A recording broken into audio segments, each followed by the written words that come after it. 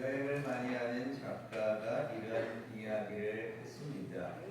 선진국과 아직 발전하지 못한 나라의 차이가 있다면 선진국은 비행기나 기차, 버스가 정한 시간에 오고 출발한다는 겁니다. 그런데 그렇지 못한 나라들은 정한 시간은 있는데 기다려도 버스나 기차나 비행기가 오지도 않고 정한 시간에 출발하지도 않는다고 합니다. 온다고는 하는데 한두 시간 늦는 건 여사로 여기더라는 겁니다.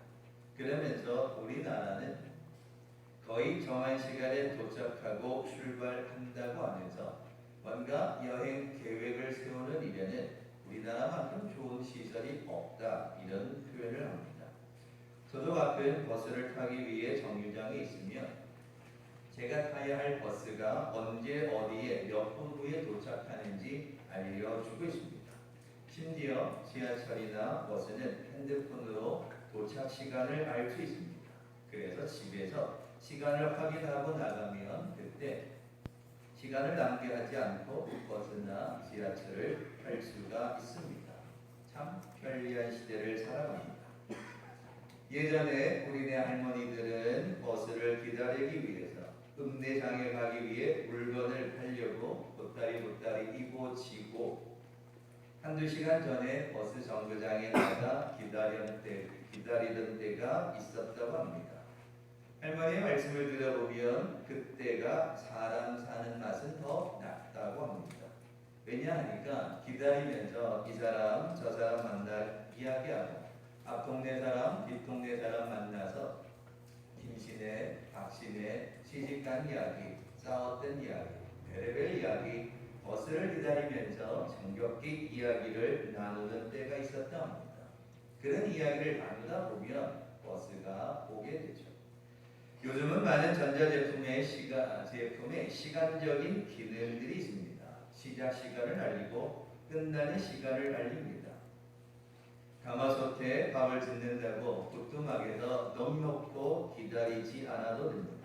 내가 원하는 시간에 내가 원하는 것을 얻을 수 있는 시대를 살아갑니다. 예전에 부목사 때 이런 경험이 있었습니다. 정기신방을 하는데 이사 오신 가정이 점심 식사를 준비한다고 해서 오전부터 가정 신방을 하고 그 가정에 도착해서 이제 예배를 드립니다. 기도를 한참 하고 있는데 푸푸 알리는 소리가 납니다. 그래서 기도 열심히 하고 있는데 아마 밥솥도 자기 일을 열심히 하느라고 밥이 다 됐다고 푸푸 알려주더라고요. 기도 한참 하는데 조금 지나니까 또 김 빠지는 소리가 세차게 나길래 기도 오래 하지 말라는 뜻인 줄 알고 빨리 기도를 끝냈습니다. 그리고 나서는 그저 앉아서 그 전기밥솥의 이야기를 하면서 그저 함께 식사하며 웃었던 적이 있습니다. 참 우리는 편리한 시대를 살아가고 있습니다. 시간이 되면 비행기가 출발하고 도착합니다. 시간이 되면 기차가 출발하고 도착하고 버스가 출발하고 도착하고 밥도 다 되었다고 알려줍니다. 마냥 기다려도 되지 않으니 얼마나 좋은 시대인지 모릅니다. 정한 시간에 도착하고 정한 시간에 출발한다는 건 무엇인가 계획할 수 있다는 겁니다. 정해져 있다는 건 계획하는 데 참 도움이 됩니다. 그런데 저는 오늘 우리의 삶을 돌아보기를 원합니다. 우리가 하루하루 살아가는 인생의 시간을 한번 생각해 보면 인생의 시간은 그렇지만은 않더라는 겁니다. 우리가 하루하루 살아가는 인생의 시간은 내 마음대로 되지 않습니다. 내 마음대로 살아갈 수만 있다면 얼마나 좋겠습니까만은 우리의 하루의 시간은 내가 정할 수가 없더라라는 겁니다. 병이 나고 싶다고 해서 내가 원하는 시간에 병이 나을 수 있을까? 아닙니다. 내가 원하는 시간에 회사에 취직한다고 해서 그 정한 시간에 취직이 될까? 아닙니다. 내가 태어나고 싶다고 해서 그 정한 시간에 태어날 수 있을까? 아닙니다. 우리가 살아가는 인생의 문제는 내가 원하는 대로 내가 원하는 시간대로 움직여지지 않습니다. 그래서 인생살이가 힘들다라고 모두 이야기합니다. 많은 세월을 살아오면서 인간이 가지는 욕망이 하나 있습니다. 그 욕망은 이 사람이 자기 인생의 시간의 시작과 끝을 좀 알고 싶어 합니다. 나의 인생의 시작과 끝은 어떻게 될 것인가, 어디서 와서 어디로 가는가 궁금해합니다. 그래서 때로 등장하는 것이 전생이 어떠니 저떠니 하는 일들이 있습니다. 우리 기독교는 전생을 믿지 않습니다. 우리는 하나님으로부터 와서 하나님께로 가기 때문에 우리에게 전생은 있지 않습니다. 그런데 이 불교에서 이혼의 사정을 이야기하면서 사람으로, 동물로, 사람으로 이렇게 가르치다 보니까 사람이 전생에는 무엇을 일을 했는가 알아보고 싶어합니다. 그만큼 인간은 자기 인생이 어떻게 될지 궁금하다는 겁니다. 내일 무슨 일이 일어날지, 그 다음에 무슨 일이 일어날지 궁금해하는 것이 인간의 욕망입니다. 그 인간의 욕망을 이루어주고자 타임머신에 관한 이야기를 하지만 그 타임머신은 동양과학 영화나 드라마에서만 등장하지 실제 존재하고 있지 않습니다. 그래서 이 전도서를 기록한 솔로몬 왕도 똑같은 고민을 합니다. 인간의 시작은 어떨까? 인생은 어떻게 될까? 솔로몬도 똑같은 고민을 하고 있었습니다. 우리가 알고 있는 이 솔로몬은 세상의 부귀 영화를 다 누려보았던 왕입니다. 나라의 지경도 넓히고 재산도 많아지고, 그래서 솔로몬은 이 지식을 얻기를 더 원합니다. 세상이 어떻게 움직일까?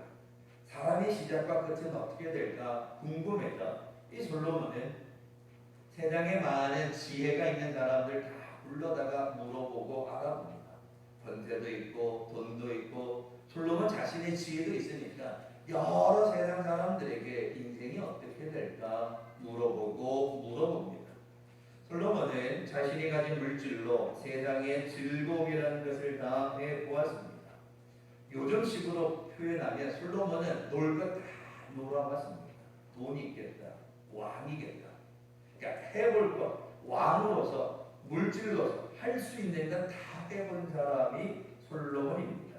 더 이상 놓을 것이 없을 정도로 다 경험해 본 것이 솔로몬입니다. 세상의 권세를 누리고 지식도 찾아보고 즐길 거리를 다 즐겨봤습니다. 그런데도 불구하고 솔로몬이 허전한 것이 하나 있었습니다. 내가 다 해봤는데 뭔가 허전하더라라는 것이죠. 그래서 무엇을 깨달았는가 하면 인간에게 주어진 인생의 시간이 있는데 인간이 원하는 대로 이루어지는 것이 아니다라는 것을 알게 됩니다. 자신이 왕이기 때문에 자신의 힘으로 다 할 수 있을 거라 생각해서 해봤는데 자신의 인생의 시간은 시작과 끝은 알 수가 없더라라는 겁니다. 그래서 고백한 것이 11절입니다. 하나님이 모든 것을 지으시되 때를 따라 아름답게 하셨고 또 사람들에게는 영혼을 사모하는 마음을 주셨느니라. 그러나 하나님이 하시는 일의 시종을 사람으로는 측량할 수 없게 하셨다라는 것을 깨닫게 됩니다. 자기가 다 해봤는데 권세를 가지고 물질을 가지고 지혜자들을 불러다가 다 알아보고 했는데 인생의 시간은 알 수가 없는데 그건 하나님께만 있더라라는 겁니다. 하나님이 하시는 일의 시종을 사람으로는 측량할 수 없게 하더라는 겁니다. 사람으로는 모를 수밖에 없다라는 겁니다. 태어나고 죽고 하는 그 모든 일들이 자신의 생각이 아니라 권세를 가졌다고, 물질을 가졌다고, 능력을 가졌다고 자기 마음대로 하는 것이 아니라 하나님께 있더라라는 것을 솔로몬이 알게 됩니다. 그리고 더 붙여서 솔로몬은 한 가지 더 깨달은 것이 있는데, 그렇다면 하나님의 시종을 사람은 측량할 수 없는데 하나님이 모든 것을 다 계획하시는데 하나님이 인간에게 원하시는 것이 있더라라는 겁니다. 자신의 형상을 따라 창조한 인간을 심히 좋아하셨는데 그 인간에게 하나님이 원하시는 게 있었는데 12절에 사람들이 사는 동안에 기뻐하며 선을 행하는 것보다 더 나은 것이 없는 줄을 내가 알았고, 이렇게 말합니다. 살아가는 동안에 기뻐하며 선을 행하며 살아가는 것이 가장 복된 일이다라는 것을 깨닫게 되었다는 겁니다. 다 해보니까, 다 즐겨보니까, 다 누려보니까 그것이 다 헛되고 헛되다는 것을 알게 되었는데, 그리고 나서 깨달은 것이 하나님이 모든 것을 계획하시고 하나님이 계획하시는 중에 우리에게 원하시는 것은 기뻐하며 선을 행하며 살아가기를 하나님이 원하시더라라는 겁니다. 오늘 시간 예배 드리는 여러분, 우리가 인생을 하루하루 살다 보면 이런저런 걱정이 많습니다. 하나가 해결되면 또 하나가 찾아옵니다. 돌아서면 걱정, 근심이 참 많습니다. 하루도 근심이 없는 날이 없다고 하죠. 그래서 우리는 머리를 싸매고 염려하고 걱정합니다. 예수께서 말씀하시기를 걱정하고 염려해도 키가 몇 센치가 더 자랄 수 있더냐? 염려해야, 걱정해야 키가 한 자 더 자랄 수가 없다는 겁니다. 그 말은 하나님께 맡기고 하나님의 뜻을 구하며 살아가는 것이 더 복되다는 겁니다. 아무리 염려해도, 아무리 머리 싸매고 있어도, 솔로몬도 아무리 돈을 가지고 권세를 가지고 다 해봤는데 다 헛된 것밖에 없더라는 겁니다. 그리고 원하는 것은 하나님 앞에서 기뻐하며 선을 행하며 살아가는데, 그 기뻐하는 하나님이 기뻐하시는 일을 구체적으로 13절에 이야기합니다. 사람마다 먹고 마시는 것과 수고함으로 낙을 누리는 그것이 하나님의 선물인 줄도 또한 알았도다. 그러니까 다 헛된데 하나님이 원하시는 게 있더라. 그게 뭐냐? 기뻐하며 선을 행하는 건데, 그러니까 뭘 기뻐하며 살아가느냐? 그건 먹고 마시는 것과 수고함으로 즐거움을 누리는 것이 하나님의 선물인 줄로 알아서 먹고 마시고 수고하는 것에 기뻐하라는 겁니다. 사실 우리가 걱정이 없으면 기도하나요? 솔직하게 잘 안 합니다. 꼭 발등에 불이 떨어져야 기도합니다. 하나님은 그렇게 해서라도 기도하기를 원하시는 겁니다. 그래서 발등에 불이 떨어졌다고 원망하는 자는 어리석은 자요, 발등에 불 떨어지면 하나님이 기도하라는 뜻인 줄 알고 내게 기도의 은혜를 주시려나 보다 발등에 떨어진 불 보고 기도하는 사람, 그 사람이 축복의 사람이고 하나님이 그 사람을 원하신다는 겁니다. 그래서 지혜로운 사람, 믿음의 사람은 발등에 떨어진 불 보고서 불평하거나 원망하는 사람이 아니라 할렐루야 감사합니다, 또 하도 기도 안 하니까 내가 하나님의 마음을 속썩이니까 하나님이 내게 축복하시려고 은혜 주시려고 발등에 불을 주셨군요. 감사합니다. 그 사람이 하나님이 찾으시는 사람이요, 하나님이 기뻐하시는 사람이라는 겁니다. 뿐만 아니라 13절에 먹고 마시는 것을 이야기합니다. 기뻐하며 선을 행하는데 기뻐한다는 것, 먹고 마시는 거죠. 먹고 마신다는 건요, 하루의 일상생활을 이야기합니다. 솔직하게 우리는 하루하루가 똑같으니까 지루한 인생이라고 불평합니다. 눈뜨면 똑같고 눈뜨면 똑같고 다 똑같다는 겁니다. 그래서 그 인생이 재미없다고 말합니다. 그래서 자꾸 일탈하려고 어리석은 길로 나가려고 행하는 겁니다. 분명한 사실은 오늘 이 솔로몬이 깨달은 것은 먹고 마시는 그 하루하루 일상이 하나님의 축복이라는 겁니다. 왜? 그 지루한 일상생활을, 먹고 마시는 그 하루하루의 삶을 살아갈 수 없는 사람들도 많다는 겁니다. 움직일 수도 없고 다닐 수도 없고 먹고 싶다고 해서 마음대로 먹을 수도 없는, 말하고 싶어도 말할 수 없는 형편의 사람들이 얼마나 많은지 모릅니다. 먹고 마실 수 있다는 건, 일상생활을 하고 간다는 건 평범하지만 아무렇지도 않은 거지만 그 하루하루 일상의 삶을 살아간다는 건 하나님의 선물이라는 겁니다. 일상생활을 할 수 있다는 건 하나님 하나님이 주신 선물이 그 하루하루의 삶을 기뻐하며 살아가는 걸 하나님이 원하신다. 그걸 깨달았다라고 이야기하는 겁니다. 솔로몬은 자기가 가진 걸 다 해봤습니다. 오는 돈대로 번제를 가지고 세상에 지혜 있는 사람들 불러다가 하고 싶은 대로 다 해봤습니다. 그런데 얻은 결론은 헛된 거였는데, 그렇게 살아가는 건 헛된 일이었는데, 그 중에 깨달은 것이 있다면 기뻐하며 선을 행하는 노력, 하루하루 먹고 마시고 살아가는 일상의 삶이 하나님이 주시는 축복이라는 겁니다. 반복되는 하루이지만 그 하루를 살아갈 수 있음에 감사하고 기뻐하는 자, 그 사람을 하나님이 찾으시고 그 사람이 지혜로운 사람이라는 겁니다. 그런데 우리는 하루하루 똑같으니까 아이고 지겹다고, 반복되니까 재미없다고, 뭐 다른 거 할 거 없나, 딴짓 할 거 없나, 딴 데 가면 없나 해서 자꾸 엉뚱한 데 눈을 돌립니다. 그래서 죄악된 길로 빠지는 겁니다. 분명한 사실은 솔로몬은 하루하루 먹고 마시는 그 평범한 일상이 하나님이 주시는 선물이라는 겁니다. 그 선물을 누리지 못하는 사람도 있는데, 그 선물을 누린다는 것, 그래서 그 하루하루를 평범하게 먹고 마시고 살아가는 것, 그것에 감사하는 사람, 하나님이 주신 선물에 감사하는 사람, 그 사람이 지혜로운 사람이고 축복의 사람이라는 것. 또한 13절에는 수고함의 이야기합니다. 먹고 마시고 수고함에 대해서. 수고함은 여러 가지를 포함합니다. 일터에서 수고하는 것도 포함되고 우리의 삶의 모든 것을 이야기합니다. 성경은 개미와 같이 부지런히 수고합니다. 농부와 같이 땀을 흘려 수고할 때 결실을 맺을 수 있다 하였지, 그냥 입만 벌리고 있으면 하늘에서 보따리가 떨어진다라고 성경 어디에서도 이야기하고 있지 않습니다.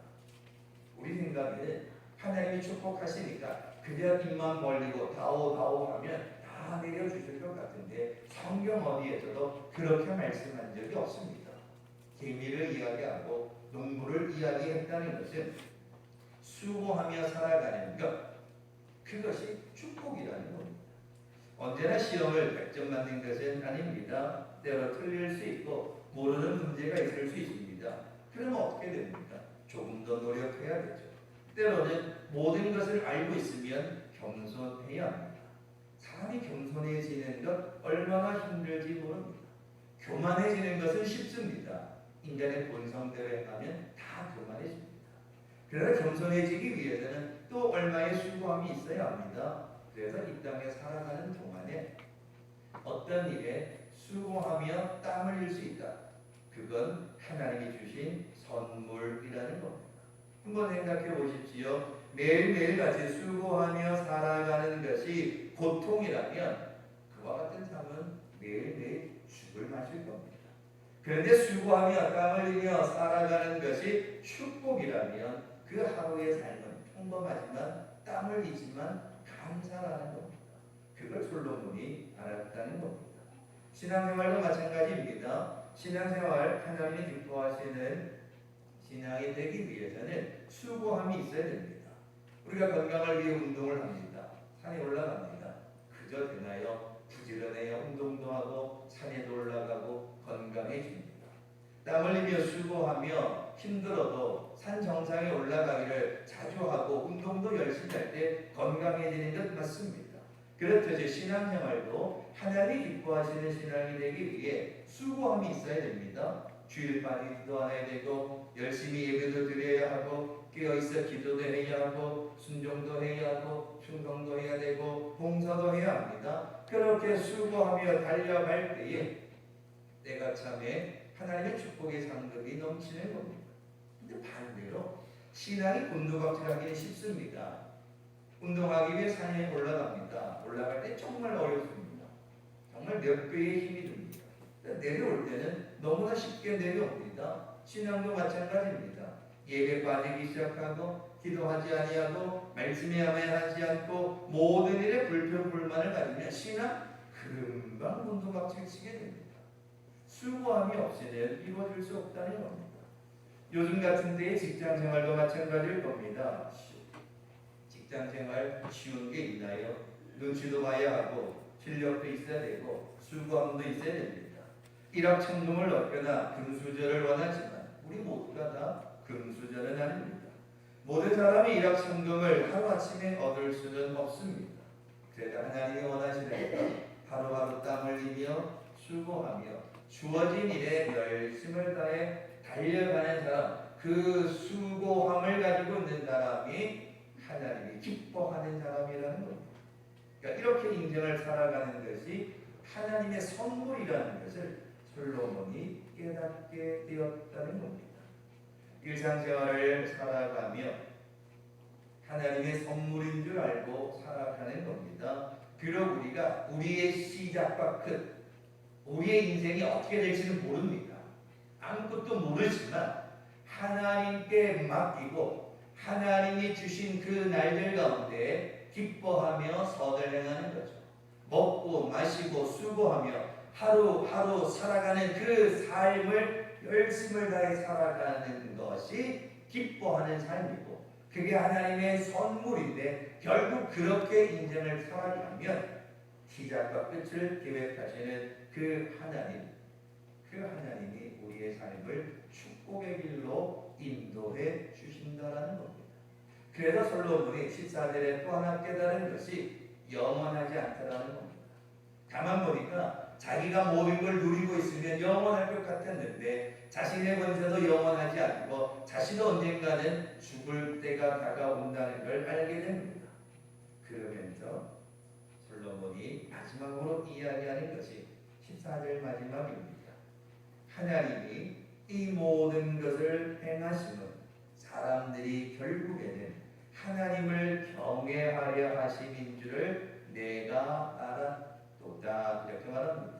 아무리 발버둥 쳐봐야 하나님을 뛰어넘을 수 없다는 겁니다. 하나님의 계획하심을, 그 하나님의 시종을 우리가 다 알 수는 없지만, 그러나 하나님이 기뻐하시는 것이 뭔가, 하나님이 원하시는 게 뭔가를 알고 그게 수고하고 먹고 마시는 것이 우리를 기뻐하게 하시는 하나님의 선물인 줄 알고 하루하루에 감사하고 먹고 마실 수 있으며 수고하며 땀 흘릴 수 있으며 감사하며 살아가는 것, 이 모든 것이 다 하나님이 주신 거구나 깨닫고 하나님을 경외하는 것, 그것이 가장 큰 축복이라는 것, 솔로몬이 이 전도서를 통해 이야기를 하고 있습니다.